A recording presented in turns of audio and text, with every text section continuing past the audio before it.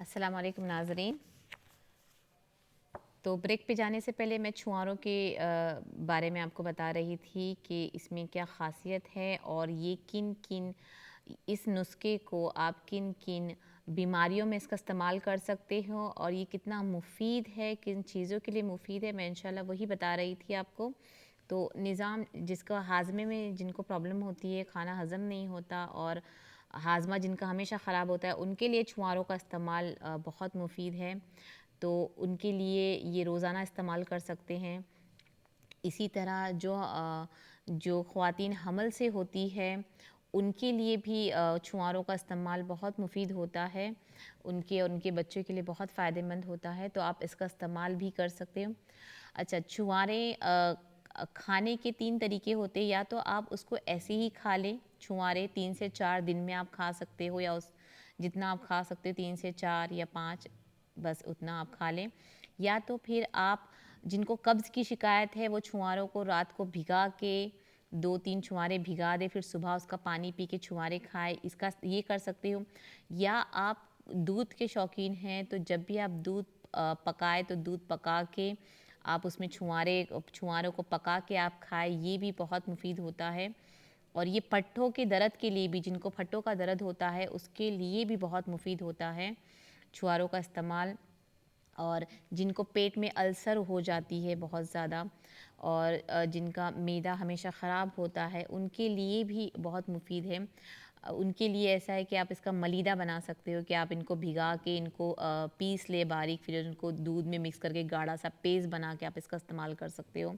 तो इस तरह आप जोड़ों के दर्द के लिए और जिनको अर्थराइटिस का दर्द हो उनके लिए भी छुआरे बहुत बहुत कारआमद साबित होते हैं, तो आप इसका इस्तेमाल कर सकते हैं। देखिए, ऐसी बहुत सी ग़िज़ा हैं जिसका फ़ायदा जो है हमारी एक ख़ास बीमारियों के लिए ही होता है। ऐसा नहीं है कि कोई एक चीज़ कोई एक फ्रूट्स या कोई एक मसाला जैसे दालचीनी, कितनी कितनी चीज़ों के लिए आप इस्तेमाल कर सकते हो। बस हमें इस्तेमाल करने पता होना चाहिए कि मेरे लिए फ़ायदा है, नुकसान है। तो ये अच्छा, कोलेस्ट्रॉल वालों के लिए भी कितना मुफीद है छुआरा। ये कोलेस्ट्रॉल को कम करता है, उसकी सतह को बरकरार रखता है, तो उनके लिए भी छुआरों का इस्तेमाल बहुत मुफीद होता है। खजूरों का इस्तेमाल तो हर कोई जानता है क्योंकि हम रोज़ाना खजूर तो खाते ही हैं, माशाल्लाह हर किसी के घर में खजूर होता है। लेकिन छुआरों का इस्तेमाल, सूखे हुए खजूरों का भी फ़ायदा आपको पता होना चाहिए कि ये खजूरों की तरह ही तासीर रखती हैं। नाज़रीन, एक कॉल है। अस्सलाम वालेकुम। अस्सलाम वालेकुम, क्या हाल है वालेकुम बहन, ठीक है? अस्सलाम, मैं ठीक हूँ अल्हम्दुलिल्लाह, आप मैं बताएँ? सारा दिन आज बाहर नहीं गई कि मैं कहने का मैं आपका प्रोग्राम देखूंगी। बहुत बहुत अब शुक्रिया अभी आपका। अचानक ना मुझे याद आ गया, अल्लाह ने याद करा दी। मैंने कहा ओह वो तो 2:30 हो गए, तो चलो लगाऊं, अल्लाह करे लाइव ही हो ना। क्या जी, हाल है, जी। ठीक है आप? जी, मैं ठीक हूँ, आप इंशाल्लाह बताएँ? नहीं कहा था तो इसलिए ना कि अल्लाह जी, के जाना था बाहर। मैंने कहा नहीं आज बिल्कुल नहीं जाती, 2-3 बजे के बाद निकलूंगी, फिर आपका प्रोग्राम रह जाएगा बहुत-बहुत ना। शुक्रिया। जी, तो जी। बस अभी छुआरे वाला सुना है तो मैं मैं भी बस यही पाऊँ कि मेरे दर्द नहीं ठीक होते ना। हुँ, हुँ, हुँ। शूज बदले हैं, जरा शूज से मुझे फर्क पड़ा है। जी, कौन-सा लेदर का चमड़े वाला शूज़ पहना है आपने? जी, चमड़े वाला नहीं, वो फ्लिप फ्लॉप नहीं होते मोटे, वो जी, मेरी जी, जी। तलवा में दर्द होता है ना। अच्छा, अच्छा, तो अच्छा। वो पहने हैं, तो वो तो चप्पल थे मेरे पास। मैंने कहा मैं उसके अब शूज भी सर्दियां आ गई वो ढूंढूंगी। उससे मुझे जरा फर्क पड़ा है कि अब मुझे अल्हम्दुलिल्लाह अल्हम्दुलिल्लाह वो अल्हम्दुलिल्लाह। तकलीफ नहीं है। पहले मेरा ख्याल है मेरा शूज का मसला भी था, लेकिन ज्यादा बस खड़ी हो जाऊं तो उस खड़ी होने से शाम के बाद बस 6-7 बजे के बाद मेरी तबीयत फिर बहुत खराब हो जाती है। मैं नहीं जी, खड़ी जी। नहीं हो सकती ना, दिल जी, जी। चाहता भी है लेकिन नहीं हो सकती। जी, जी। एक तो ये छुहारों का आपने बताया, मुझे तो छुहारे अच्छे भी लगते हैं, तो ये शुगर के लिए भी अच्छे हैं, कोलेस्ट्रॉल के लिए भी अच्छे हैं ना। जी, जी, जी। तो तीसरा मैं ये पूछ रही थी कि बाज़ दफ़ा बंदा लेके आता है तो उसकी डेट लिफाफे से ख़त्म हो जाती है, तो वो फिर मुझे मेरे पास अब 2 पैकेट पड़े हुए हैं, तो मैं इसी शशपंज में बच्चे बस डरा देते हैं, तो वो पड़े हुए हैं 2 लिफाफे, क्योंकि हमारे एरिया में मिलते नहीं है, हमें ईस्ट में जाना पड़ता है। जी, जी, जी। तो वो मैं कह रही थी कि उसको मैं फिर यूज़ कर सकती हूँ जो लिफाफों में पड़े हुए हैं? चलिए ठीक है, मैं आपको इसका हल बता देती हूँ कि किस हाँ तरह ना, हम वो यूज़ ये करें, बस ठीक इन है? चीज़ों का बाद जहाँ पैकेट बंद पड़े होते हैं ना, डेट खत्म हो जाती है, तो बच्चे नहीं यूज़ करने देते। आप इसका भी ज़रा एक्सप्लेन कर दें, जी, जी, सबको ठीक है। फ़ायदा हो जाएगा फिर। ओके, ठीक है, चलिए। जज़ाकल्लाह मेरी बहन, आमीन, जज़ाकल्लाह। आमीन। देखिए, ये इन्होंने बहुत अच्छा सवाल पूछा है कि यहाँ पे जो है एक्सपायरी डेट होती है, खानों पर होती है, फ्रूट्स पर होती है, हालांकि बहुत सी चीज़ों पे यहाँ पर होती है जो हमारे मुल्कों में नहीं पाई जाती हैं। बहुत मेरे ख़्याल से बहुत मुश्किल से मुझे याद है कि मैंने बहुत मुश्किल से एक्सपायरी डेट पड़ी होगी वहाँ पे और दूध और हर पे। लेकिन जहाँ पे सूखे की चीज़ आती है, ये मेरा मानना है ऐसा, फिर आप अपने हिसाब से आप देख सकते। यहाँ तक कि जो आप फ्रेश खजूर लाते हो दुकानों से, आपने ध्यान दिया होगा जब उसको आप, इसलिए कहा जाता है कि खजूर कभी भी आप ऐसे ही मुंह में मत डाला कीजिए। खजूर को आपकी खोल के बीज निकाल के खाने की आदत डालें, क्योंकि खजूर भी ख़राब होते हैं यहाँ पे। क्योंकि यहाँ का जो मौसम है वो दूसरे ममालिक से बिल्कुल अलग होता है। हालांकि खजूर जो ज़्यादातर ममालिक में बनते हैं, जैसे गल्फ़ में जो होता है दुबई वगैरह में, तो ये गर्म ममालिक के ही होते हैं, लेकिन फिर भी वो सर्द ममालिक में आते आते ख़राब हो जाते हैं। आपने देखा होगा खजूरों को जब आप खोलते हो तो उसमें बारीक बारीक भूसी होती है, कभी कभी कुछ और भी अजीब सी लगती है, तो वो हम नहीं खाते हैं। तो डेट्स को चेक करना इसलिए ज़रूरी है क्योंकि यहाँ का जो आबो हवा है वो अल्लाह ने बिल्कुल अलग बनाया है। तो इसीलिए एक्सपायरी डेट्स यहाँ पे होती है, तो मुझे ऐसा लगता है कि हमें उसके साथ ही जाना चाहिए, क्योंकि क्योंकि हमारे दिमाग में ऐसा होता है, क्योंकि हम जिन मुल्कों से आए हैं वहाँ पे जब तक चीज़ों में स्मेल ना आ जाए या ख़राब ना हो जाए तब तक उसको हम ख़राब नहीं बोलते हैं। लेकिन अगर आपने पैकेट खोला, अगर आपने उसको खोल के देखा, अगर क्योंकि एक्सपायर हुआ तो उसमें ऑब्वियसली कि उसमें कुछ ना कुछ गंदगी या कुछ ना ख़राबी आपको नज़र ज़रूर आएगी।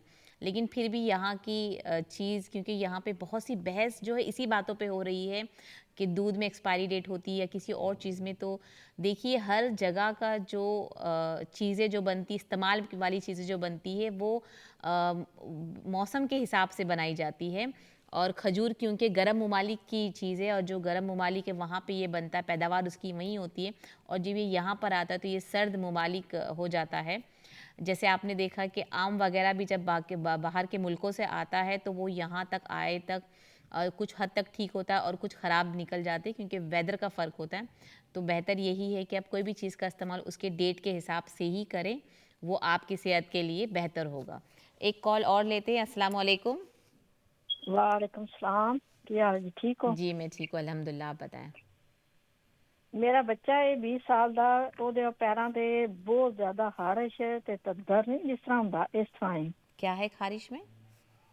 ਪਾਉ ਮੇ ਬਹੁਤ ਜ਼ਿਆਦਾ ਖਾਰਿਸ਼ ਹੈ ਤੇ ਖਾਰਿਸ਼ ਦੇ ਨਾਲ ਜੈਸਾ ਤੱਦਰ ਨਹੀਂ ਬਣ ਜਾਂਦਾ, ਇਸ ਤਰ੍ਹਾਂ ਉਹਦੇ ਪਾਉ ਸਾਰਿਆਂ ਤੇ। अच्छा अच्छा, ठीक है। दोनों जी पैर में है कि एक पाँव में है? जी, दोनों पैरों में। अच्छा ठीक है, चले मैं बताती हूँ। ठीक है, अल्लाह हाफ़िज़। अल्लाह हाफ़िज़। तो ये चीज़ का हो गया। और देखिए आपने अच्छा किया कि आपने अपनी चप्पल में पैरों के दर्द के लिए ये नुस्खा ही है, और ये तिब्बे नबवी में भी इसकी बहुत सी जगहों पे ये लिखा गया है कि अगर आपके पाँव में दर्द हो बहुत ज़्यादा तो अपनी चप्पल को है, अपने शूज़ को पहले चेंज करें। लेदर के जूते, जितने चमड़े के जूतों का इस्तेमाल करेंगे तो आपके पैर की परेशानी और तकलीफ़ कम होगी।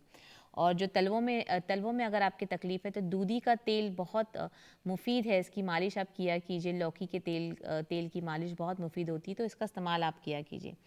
ये हमारे कॉलर ने कहा है कि इनके बेटे हैं 20 साल के जिनको पाँव में ख़ारिश होती है बहुत ज़्यादा। अब ये देखिए ख़ारिश की अगर वजह बहुत ज़्यादा है, तो अगर वो गर्म चीज़ बहुत ज़्यादा खाते हैं तो उन्हें कहे कि वो पहले जो अपने खाने पीने का जो तरीका है वो चेंज करे। अंडों का इस्तेमाल ज़्यादा ना करे। ख़ारिश अगर बहुत ज़्यादा है तो अंडे रोज़ाना ना खाए। चिकन का इस्तेमाल कम कर दे, क्योंकि चिकन और अंडे गर्म चीज़ें जो है वो हमारी ख़ारिश को और बढ़ावा देती हैं, तो हम उसका इस्तेमाल, हमें चाहिए कि हम उसका इस्तेमाल कम करें। तो ये एक चीज़ होती है। और अब अगर आपको ख़ारिश में कुछ लगाना है तो आप अपनी उस ख़ारिश की जगह पे मैं आपको 2 नुस्खे बताऊंगी। तो एक आप ये कर सकते हो, मेथी का पाउडर, मेथी दाना जिसको आपको पाउडर घर में बनाना है, और पेट्रोलियम जेली या वैसलीन जो भी आपको जो भी आपके घर में है मौजूद है, या आपको जो सूट्स होता है वैसलीन या पेट्रोलियम, उसमें मिक्स करना है मेथी दाने का पाउडर, और जहाँ पे उनको ख़ारिश होती है उसका इस्तेमाल करें। तो ये चीज़ का इस्तेमाल इंशाल्लाह उनके ख़ारिश को ठीक करेंगे। और जब भी वो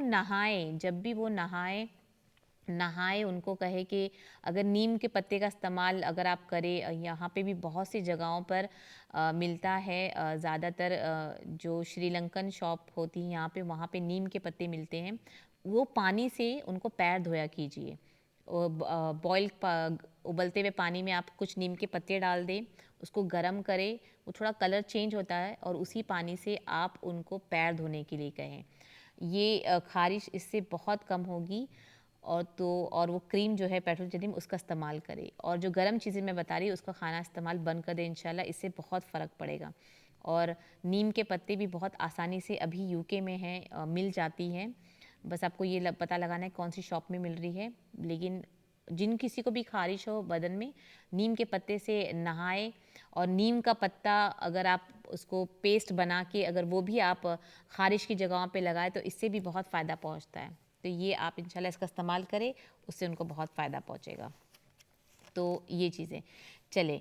तो मैं छुआरों की बात पे थी, मैं उसी को बात को पूरी करूँ तो जिनको अल्सर है और जिनको जिल्द में कोई बीमारी हो, जैसे दाना आ जाता है किसी किसी को, और कोई भी बीमारी नहीं, नई नई बीमारियां आती, जिल्द कितनी स्किन प्रॉब्लम होती है, उनके लिए भी छुआरे बहुत मुफीद हैं।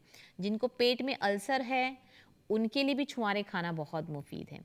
तो खाली हमें फ़ायदा देखना है कि हमें एक एक छोटी सी चीज़ जो हमारे घर में ही रखी हुई है तो उससे हमें कितना फ़ायदा पहुंच सकता है, तो इसका इस्तेमाल आप करें। यहाँ तक कि अगर जो बच्चे होते पैदाइश, जो छोटे बच्चे मासूम जो होते हैं, जो जैसे अभी 10 दिन के बच्चे होते हैं, उनके लिए भी ये बहुत मुफीद है कि छुआरे और बादाम उसको आप घी से अगर वो माँ का दूध पीते हैं तो माँ का दूध का इस्तेमाल करें, या आप जो भी मार्केट का दूध बच्चे को जो सूट होता है, थोड़े से दूध में आप एक पत्थर आता है घिसने वाला, आप उसमें घिसे, जैसे आपने कितना घिसना होगा, जैसे थोड़ा सा आप घिस लें, बादाम और छुआरे को घिस के दूध में मिक्स करके, जैसे वो एक टीस्पून हो जाए, 1 टीस्पून या 1 टेबल स्पून दूध में आपको वो चीज़ मिक्स करनी है और वो उस बच्चे को वो पिलाया कीजिए, रोज़ाना सुबह पिला दिया कीजिए। इंशाल्लाह इससे आपके बच्चा बहुत आराम से सोएगा, और इंशाल्लाह जो भी ताकत जो होती है, जो हड्डियों में जो ताकत की ज़रूरत होती है, जो बच्चे पैदा होते हैं उनको, तो ये उनकी कमियों को पूरा करता है। तो ये भी आप चीज़ कर सकते हैं। हालांकि हमारे यहाँ तो जायफल वगैरह भी बच्चों को घिसा के दे दे ताकि बच्चों को अच्छी नींद आए, लेकिन वो इतना नहीं होता है। तो बादाम और छुआरे ये बहुत मुफीद होता है, तो ये आप छोटे मासूम बच्चों को भी दे सकते हैं जो अभी भी पैदा हुए हैं, जो 4-5 दिन के हो, क्योंकि ऐसे तो लोग मना करते हैं कि आप नहीं पिलाए 4 महीने तक, लेकिन आप बच्चों की हड्डियों की मजबूत के लिए इसका भी इस्तेमाल कर सकते हो, कोई नुकसान नहीं होता है। और मैंने बताया कि कब्ज़ के लिए आप इसका इस्तेमाल कर सकते हो, और इसमें कुदरती तौर पे शक्कर होता है जो जिस्म को इंस्टेंट एनर्जी देता है। जैसे आप जब भी आप सुस्ती आ रही है, आपको बहुत बॉडी वीक फील कर रही है। नाज़रीन एक कॉल लेते हैं। अस्सलाम वालेकुम। हाँ जी, वालेकुम सलाम। क्या हाल चाल है जी बहन? मैं ठीक हूँ, आप बताएं। जी मैंने अभी टेलीविजन खोला था तो मैं थोड़ा सा सुना था कि जिनका हाजमा वगैरह खराब हो और कब्ज वगैरह हो तो मुझे ये प्रॉब्लम है। मैंने कहा पूछे कि छुआरे किस तरह मैं इस्तेमाल करूं। अच्छा चले मैं मुझे बहुत ज्यादा मेरा ना जिस वो हाजमा बहुत खराब है। अच्छा अच्छा और साथ में अभी पहले तो नहीं थी, 3-4 हफ्ते हो गए कब्ज भी हो गई है। अच्छा कब्ज़ भी हो, आप कोई दवाइयाँ लेते हो? कोई दवाई नहीं लेती हूँ ओके चले इंशाल्लाह मैं आपको बताती हूँ। और मुंह भी बड़ा कड़वा रहता है। अच्छा ठीक है, चले मैं बताती हूँ। देखिए जो हमारे कॉलर है इन्होंने कहा था इनका हाजमा भी बहुत टाइम से ख़राब हो गया और कब्ज़ के लिए, तो ये आप दोनों के लिए, ये दोनों चीज़ों के लिए अगर आपने तीन छुआरे आपने रात में पानी में भिगो देना है 1 गिलास में, और सुबह को आप उसको पी लें, या तो आप उसको ऐसे ही पी लें और खा लें, या तो आप इसको सिर्फ ब्लेंड कर लें, जूस जैसा हम बनाते हैं ना पानी वाला, आप खाली पीस लें उसको, मिक्स करके आप उसको पी लें। ये भी बहुत बेहतर है आपके हाजमे के लिए भी और आपके कब्ज़ के लिए भी बहुत बेहतर है। और इन्होंने कहा मुंह भी बहुत कड़वा होता है, और आपका अच्छा हाजमा के लिए आप हर खाने के बाद अगर आप मिंट की चाय पिए तो ये भी आपके हाजमा को दुरुस्त इंशाल्लाह कर देगी, तो आप इसका इस्तेमाल भी कर सकते हैं। और मुंह आपका कड़वा होता है तो उसके लिए आप किशमिश का इस्तेमाल किया कीजिए, कि किशमिश और सौंफ इन दोनों को आपको मिला के खाएं या पानी में डाल के खाएं, जिस तरह से आप खाना चाहते हैं। देखिए कोई भी चीज़ है वो हमारे सेहत के हिसाब से कि हम किस तरह उसको खाना पसंद करते हैं। कुछ लोग ऐसे ही अच्छा इसके जो फ़ायदे हैं वो कम नहीं होंगे, इसमें जो भी अल्लाह ने ग़िज़ाइयत दी वो कम इंशाल्लाह नहीं होगी। लेकिन खाने का तरीका ये है कि आपको वो किस तरह से खाने सूट होता है। कोई ऐसे ही खा ले तो उनको उसमें असर हो जाता है, लेकिन कोई भी चीज़ का इस्तेमाल हम पानी में कब इस्तेमाल करते, कोई अगर चीज़ हम गर्म अशिया आपको बता रहे हैं जो उसको पानी में डाइल्यूट करके हमको पीना होता है, तो उसका हम ज़िक्र करते हैं कि आप उसको पानी में डाल के आप पिया कीजिए। तो वो इसलिए कि अगर वो चीज़ें बहुत ज़्यादा गर्म हैं, तो पानी में मिलने के बाद उसकी जो गर्मी की तासीर है वो कम हो जाती, तो इस वजह से वो चीज़ों को हम मिक्स करके पीते हैं। तो आप किशमिश का भी इस्तेमाल कर सकते हैं, या तो आप देसी घी में उसको हल्का सा फ्राई करके खा लें, आपकी जो मुँह की कड़वाहट है वो बदली हो जाएगी। या आप सौंफ की चाय पी लें, इससे भी आपकी मुँह की कड़वाहट इंशाल्लाह चेंज हो जाएगी। और छुहारे तो आपके दोनों ही चीज़ के लिए इंशाल्लाह बहुत मुफीद है, तो आप इसका इस्तेमाल ज़रूर करें। छुहारों से थकन और सुस्ती भी कम हो सकती है, मतलब जिनको नहीं बहुत ज़्यादा सुस्ती आती है, जिस्म जवाब दे रहा है कि आज कुछ नहीं करना है, वो भी अगर 2-3 छुहारे ऐसी ही खा ले तो उनको ये बोलते हैं कि इंस्टेंट इंस्टेंट आप में जो है ताकत आएगी, तवानाई, आपको अलग सी एनर्जी महसूस होगी, तो ये उसका इस्तेमाल है। इसी तरह केला भी, अगर आप बहुत ज़्यादा वीक फ़ील कर रहे हो, आपकी बॉडी ऐसा लग रहा है कि अब मैं बस जवाब दे गई है, हमें उठने नहीं हो रहा है, बस अभी ऐसा लग रहा है कि अभी बेहोश हो जाऊँगी, फ़ौरन अगर आपने उसी वक़्त फ़ौरन अगर एक बनाना खा लिया, एक केला आपने खा लिया, तो आपको इसको भी इंस्टेंट एनर्जी आपको आ जाएगी, टौरी, फ़ौरन एकदम। तो वो अल्लाह आपको फ़ौरन उसमें एनर्जी दे देता है।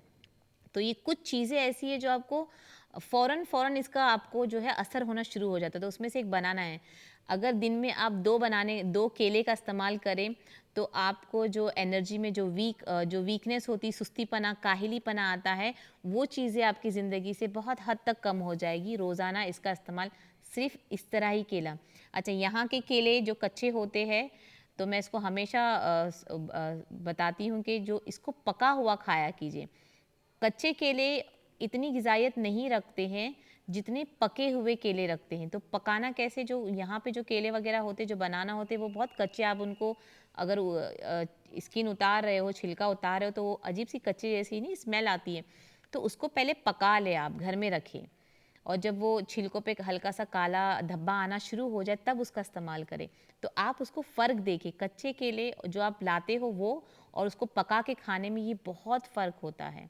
उसी तरह बच्चों की ताकत के लिए भी केलों का इस्तेमाल, जैसे पके हुए केलों का इस्तेमाल आप उसको दूध में मैश करके अगर खाली दे दें, तो ये बहुत मुफीद होता है। जिनको नहीं सुस्ती बच्चों को आती है, ताकत नहीं होती, वो ज़्यादा खेलते कूदते नहीं हैं, बच्चे कहते हैं ये बस बैठे, और आज के तो बच्चे हमारे ऐसे हैं कि ना वो आईपैड छोड़ते हैं, ना उन्हें कंप्यूटर छोड़ना है, ना गेम खेलना है, तो वैसे भी वो सुस्तीखोर हो जाते हैं बहुत ज़्यादा।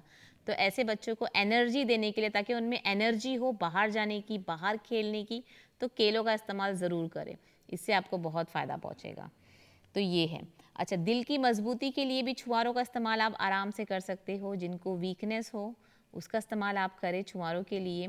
यहाँ तक कि पट्ठों के दर्द के लिए छुहारों का इस्तेमाल अगर आपने असली घी में, जैसे आपने छुहारों को भिगा के आपने पीस लेना है और फिर देसी घी में उसको मलीदा बना के अगर आप इसका इस्तेमाल रोज़ाना करें, तो भी आपके जिस्म आपके जो फट्टों का दर्द है, घुटनों का दर्द है, इसमें बहुत फ़र्क पड़ेगा। तो आप इस ऐसे भी खाएँ तो फ़र्क पड़ेगा इंशाल्लाह, लेकिन ये बताने का तरीका है कि ये और भी ज़्यादा मज़ेदार भी होता है, और बच्चे भी इसको हलवा, जैसे हलवा बन जाएगा ये, तो उसको खाने में बड़ा मज़ा आता है, तो आप उसका इस्तेमाल करें। तो ये चीज़ें हैं। अच्छा, एक और सवाल किसी ने मुझसे पूछा था कि जो ख़वातीन होती हैं यहाँ पर, जो जिनको ऑपरेशन से बच्चा होता है, सी सेक्शन होता है, सिज़ेरियन होता है, तो क्या वो अपना पेट बाँध सकती है? क्योंकि नॉर्मली जिनको नॉर्मल जचकी होती है, उनको पेट बाँधा जाता है ताकि उनका पेट ज़्यादा फूल ना जाए। बिल्कुल आप कर सकती हो। जिन ख़वातीन को सिज़ेरियन होता है, जिनको सी सेक्शन होता है, ऑपरेशन से बच्चा होता है, वो बेशक अपना पेट बाँध सकती है, उससे उनको कोई भी नुकसान नहीं पहुँचता है। बल्कि उससे जो उनको स्टिचेस आते हैं उसको होल्ड करके रखता है वो, और चलने फिरने में बहुत आसानी पैदा करता है पेट्स बांधना। लेकिन बांधने का तरीका होता है तो वो आप अपने बड़े बुज़ुर्गों से पूछ के रखें। यहाँ पे कुछ लोग अकेले होते हैं और उनको नहीं पता होता है, तो इसीलिए मैं इन्हें ये जवाब मैंने दिया है कि आप पहले पूछ लें, क्योंकि उनका कपड़ा इस्तेमाल करने का अलग तरीका होता है। मैं कभी बेल्ट बांधने के हक़ में नहीं होती हूँ कि आप रेडीमेड बेल्ट लाएँ और बांधें, बिल्कुल नहीं। जो तरीका जो होता है पुराने ज़माने का, आप उसी उसी को आपको करना है। आपने उसमें कुछ नया नहीं डाले, उसको बोलते हैं ना अपग्रेड नहीं हुआ है। जो हमारे पुराने नुस्खे हैं वो अपग्रेड नहीं हुए हैं और वो अपग्रेड होना भी नहीं चाहिए, क्योंकि यही पुराने नुस्खे हैं जो आपको आज भी इंशाल्लाह फ़ायदा पहुंचाता है और आपके लिए बहुत ही कारगर साबित होता है। तो पेट का इस्तेमाल आप उसको बहुत आराम से कर सकते हैं। नाज़रीन, एक कॉल है। अस्सलाम वालेकुम।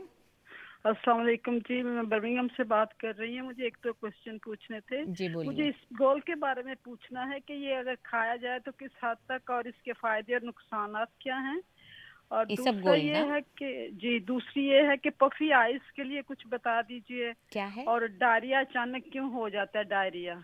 अच्छा, डायरिया अचानक क्यों हो जाता है? जी, और उससे पहले क्या पूछा था आपने? उससे मैंने पफी आइस का पूछा था। क्या है वो? Puffy ice. पफीज आई, ओके ओके ओके।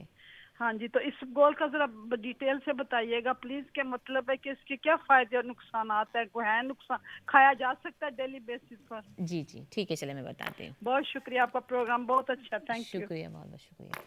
जी बिल्कुल, इसबगोल का इस्तेमाल आप रोज़ाना कर सकते हो, क्योंकि इसबगोल ज़्यादा से ज़्यादा आप दिन में एक बार पियोगे या 2 बार पियोगे, उससे ज़्यादा कोई इस्तेमाल नहीं करता है। तो बेशक आप इसका इस्तेमाल कर सकते हो, ये बहुत फ़ायदा होता है। ये नींद के लिए बहुत अच्छा होता है, हाज़मे के लिए बहुत अच्छा होता है, आपकी स्किन के लिए बहुत अच्छा होता है और आपके मैदे के लिए बहुत अच्छा होता है। अच्छा, इसबगोल का इस्तेमाल आप दूध में भी कर सकते हो। गर्म दूध में अगर इसका इस्तेमाल करो तो भी बहुत फ़ायदा है, या आप पानी में डाल के पिए तो बहुत अच्छा है। इसकी मतलब ख़ासियत, जिनको गरम बहुत ज़्यादा, जिनकी बॉडी बहुत ज़्यादा हीटअप होती, गरम होती है, और जिनको बार बार, अच्छा ये डायरिया आपने कहा, तो ये डायरिया के लिए भी बहुत मुफीद होता है। लेकिन डायरिया के लिए जिनको बहुत ज़्यादा मोशन वगैरह होते हैं उनके लिए कच्चा इसबगोल, जैसे आपने उसको भापना है, जैसे आपने खा लिया उसको कच्चा, उसके ऊपर आपको पानी पीना है, तो ये तरीका है इसके लिए, तो आप इसका इस्तेमाल कर सकते हो। योगर्ट में डाल के भी इसबगोल का इस्तेमाल कर सकते हो।